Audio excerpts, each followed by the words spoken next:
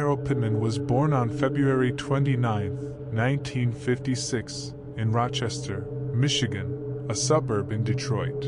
Her mother, Diane Wuornos, was aged 14 when she was married to Eileen's father, 18-year-old Leo Pittman, on June 3, 1954.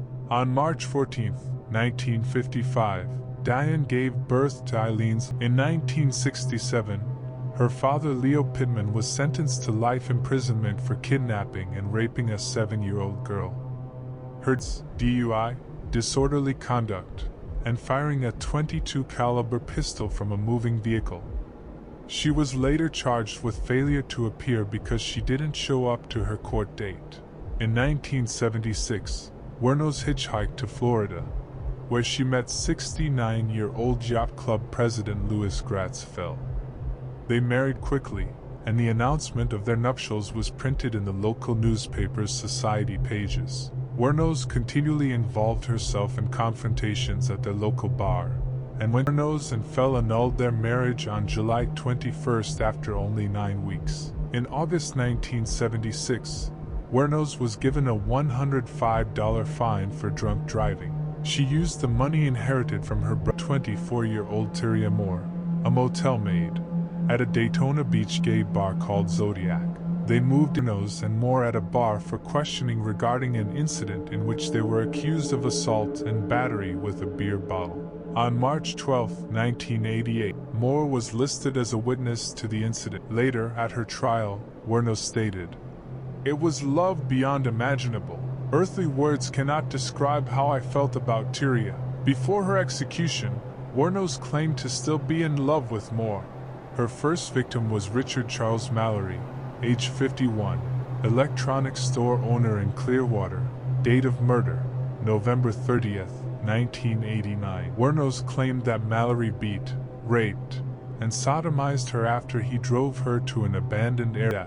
David Andrew Spears, age 47, he was a 43-year-old construction worker from Winter Garden, Florida, whose death in May 1990 marked a dark escalation in Wuornos's killing spree. Spears was reported missing, maintained for many of her victims. Investigators found no evidence to support her claims in the Spears case. As her second known victim, David Spears became a central figure in the high-profile trial that eventually led to Wuornos's execution. Charles Edmund Carskadden, a 40-year-old part-time rodeo worker, was the third known victim of serial killer Aileen Wuornos, murdered on May 31, 1990. Carskadden had left his home for a trip to Tampa in his Cadillac when he crossed paths with Wuornos. His body was discovered 6 days later in a secluded area of Pasco County, badly decomposed and wrapped in an electric blanket covered with uprooted grass. The medical examiner found that he had been shot 9 times in the chest and abdomen with a .22 caliber pistol, a high number of wounds that prosecutors later used to argue the cold and calculated nature of the crime. Physical evidence heavily linked Wuornos to the murder, as witnesses reported seeing her driving Carskadden's car, and she was later found to have pawned a firearm that belonged to him. Despite her recurring claims of self-defense, Peter Abraham Seams, a 65-year-old retired merchant seaman and part-time missionary, is the only victim of Aileen Wuornos whose body was never recovered. Ocala National Forest. Witnesses reported seeing 2 women, later identified as Wuornos and her partner, Tyria Moore, walking away from the vehicle. Although Wuornos's handprint was discovered on the interior door handle and she eventually confessed to his murder, she claimed she could not remember exactly where she had left his body, stating only that it was somewhere in Georgia. Because his remains were never found, Wuornos was never formally charged with his death. Troy Eugene Burris, a 50-year-old delivery truck driver for a sausage company, became the 4th known victim of Aileen Wuornos when he disappeared while working his regular route on July 30, 1990. Burris had pulled his delivery truck over along State Road 19 in Marion County, Florida, where it was later found abandoned with the keys still in the ignition and his personal belongings undisturbed. His body was discovered by a family picking blackberries on August 4, 1990, in a wooded area of the Ocala National Forest, approximately 8 miles from where his truck had been parked. Forensic reports confirmed that Buress had been shot twice with a .22 caliber pistol, once in the chest and once in the back, marking a chilling continuation of the highway killer pattern that was terrorizing the region. While Wuornos eventually confessed to the murder, claiming once again that she had acted in self-defense during an attempted assault, the lack of evidence supporting her story led to her being charged and convicted of his death, adding another life sentence to her legal record. Charles Richard Dick Humphreys, a 56-year-old retired child abuse investigator for the state of Florida, was the 6th victim of Aileen Wuornos, murdered on September 11, 1990. Humphreys, who was also a veteran of the U.S. Air Force, was known as a dedicated family man who had spent his career protecting vulnerable children, making his violent death particularly tragic. His body was discovered just one day after he disappeared, found fully clothed in a wooded area of Marion County. Unlike some of Wuornos' other victims, Humphreys had been shot 7 times in the head and torso with a .22 caliber pistol, an excessive number of wounds that prosecutors later used to dismantle Wuornos' claims of self-defense. His gray 1988 Sunbird was found abandoned in a separate county shortly after the murder, and forensics eventually linked palm prints found in the vehicle directly to Wuornos. Despite her claims that Humphreys had gone crazy and tried to assault her, his clean personal record and professional history as a law enforcement official made her story highly unbelievable to the jury, leading to another first-degree murder conviction and death sentence. Walter Gino Antonio, a 60-year-old retired merchant seaman and part-time security guard, became the final known victim of Aileen Wuornos when his body was discovered on November 19, 1990. His nude remains were found on a remote logging road in Dixie County, Florida, having been shot 4 times in the back and once in the head with a .22 caliber pistol. Antonio was a well-respected member of his community and a father of 7 who had been working as a security guard at a local power plant to supplement his retirement. His car, a 1974 Pontiac, was found abandoned several days later in a different county, stripped of its most valuable parts, which further weakened Wuornos' later claims of self-defense. This particular murder was pivotal because the discovery of Antonio's vehicle and the subsequent forensic trail led investigators to tighten the net around Wuornos and her partner, Tyria Moore. Wuornos eventually pleaded no contest to the first-degree murder of Walter Antonio, receiving another death sentence for a crime that many investigators viewed as a cold-blooded robbery and execution. On July 4, 1990, Wuornos and Moore abandoned victim Peter Seam's car after they were involved in a crash. Rhonda Bailey, who witnessed the crash, provided police with a description of 2 women, which later led to a media campaign to locate them. Police also found some of the victims' belongings in pawn shops. Wuornos' fingerprint that was found on a receipt at one of the pawn shops matched the print that was left in Seam's car. Wuornos had a criminal record in Florida, and samples of her prints were in a database.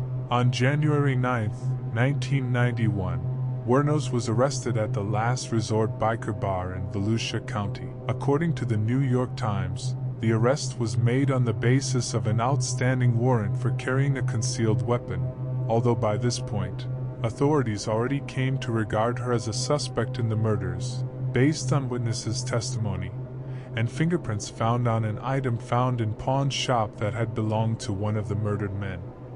The warrant had been issued in the name of Lori Grody.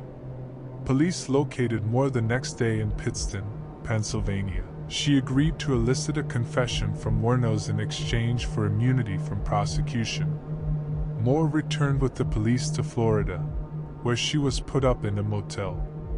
Under police guidance, she made numerous telephone calls to Wuornos, pleading for help in clearing her name. 3 days later, on January 16, 1991, Wuornos confessed to the murders. She claimed the men had tried to rape her, and she killed them in self-defense. In November 1991, Wuornos was legally adopted by 44-year-old Aileen Wuornos, with whom Wuornos had no previous contact or relation, after Wuornos saw Wuornos's photo in a newspaper. On January 14, 1992, Wuornos went to trial for the murder of Richard Charles Mallory.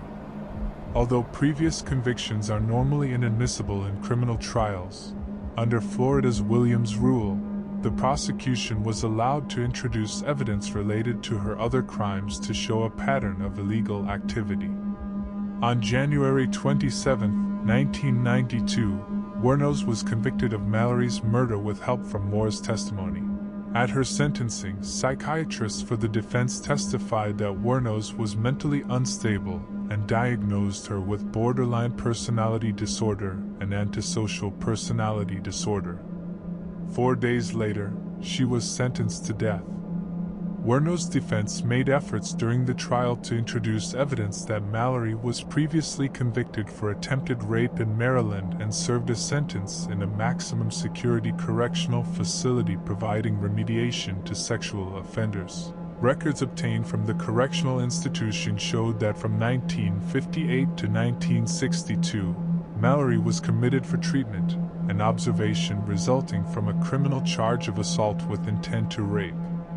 These records also reflect 8 years of overall treatment from the facility.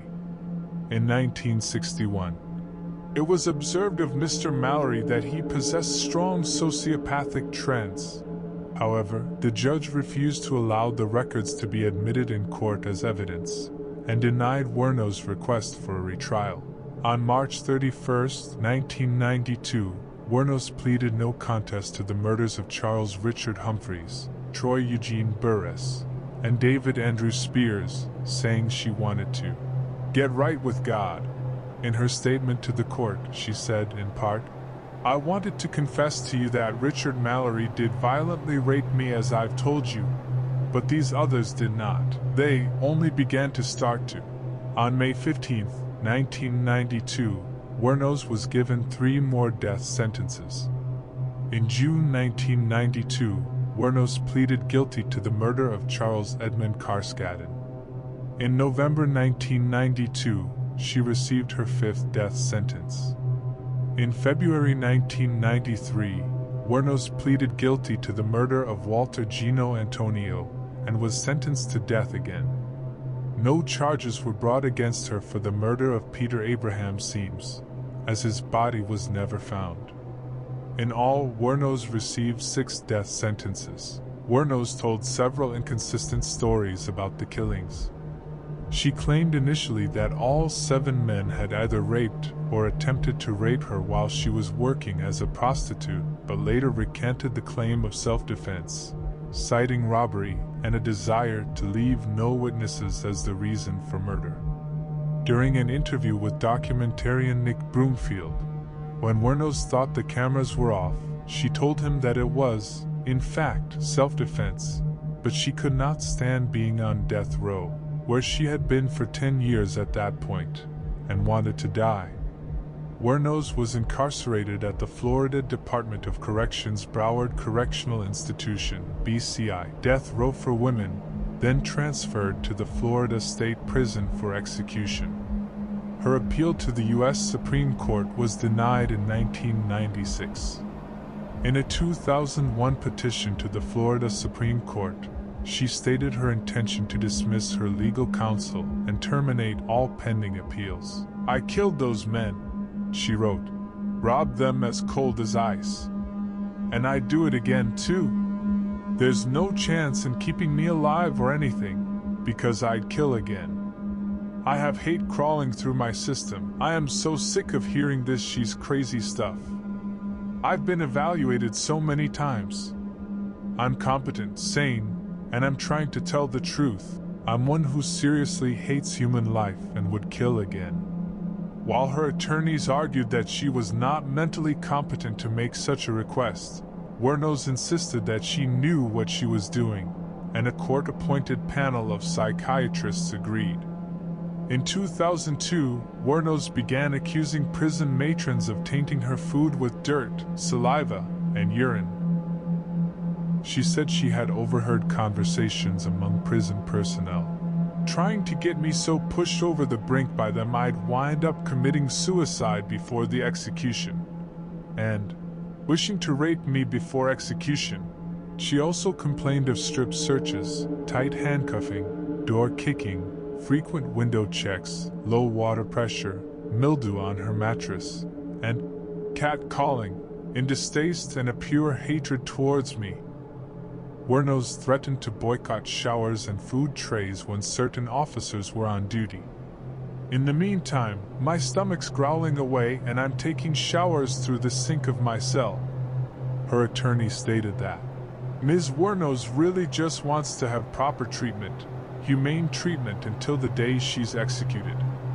He added, she believes what she's written. In the weeks before her execution, Wuornos gave a series of interviews to documentarian Nick Broomfield and talked about being taken away to meet God and Jesus and the angels and whatever is beyond the beyond. In her final interview, she once again charged that her mind was tortured at BCI and her head crushed by sonic pressure. Food poisonings and other abuses worsened, she said, each time she complained, to make her appear insane or to drive her insane.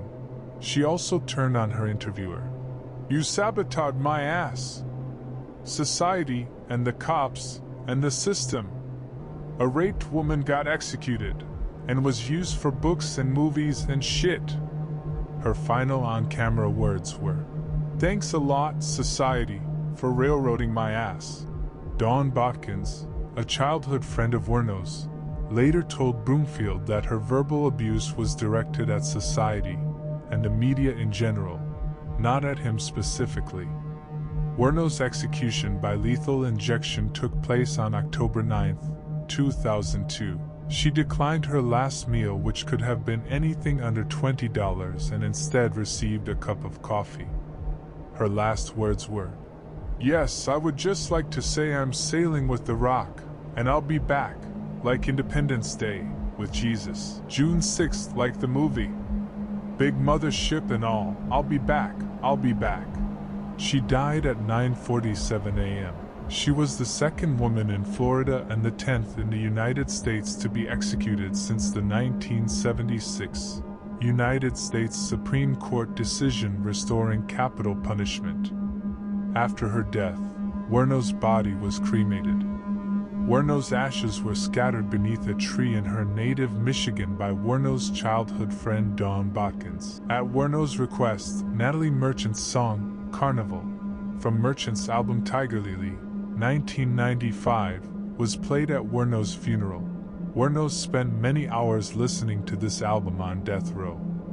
When Merchant found out about this, she gave permission to use the song in the closing credits of Broomfield's documentary Aileen, Life and Death of a Serial Killer, 2003.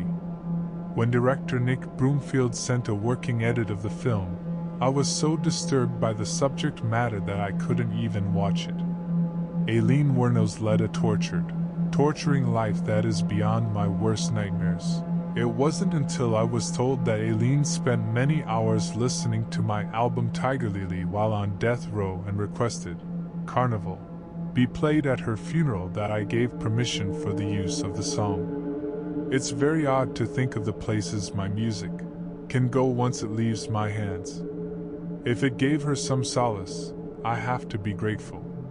Broomfield later speculated on Wuornos' state of mind and motives. I think this anger developed inside her, and she was working as a prostitute. I think she had a lot of awful encounters on the roads, and I think this anger just spilled out. There was an incredible humanity to her.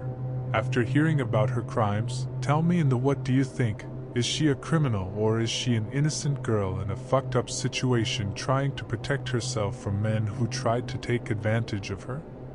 And don't forget to like and subscribe for more stories like this.